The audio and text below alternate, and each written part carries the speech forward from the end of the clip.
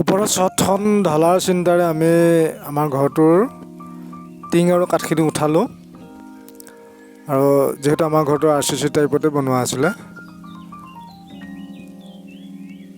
মিস্ত্ৰীয়ে কামত লাগি আছে। চাটাৰিঙৰ কামখিনি ইতিমধ্যে শেষ হৈছে।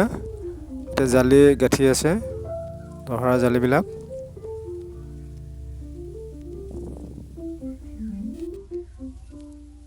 এইটো চাইডে চিৰিটো হ'ব। চিৰিটোৰ পৰা 14 ফুটমান দীঘলকৈ দিয়া হৈছে। ভিতৰৰ ফালে আমি ব্যৱস্থা ৰখা নাছিলোঁ, বাহিৰৰ ফালে চিৰিটো দিবলগীয়া হৈছে।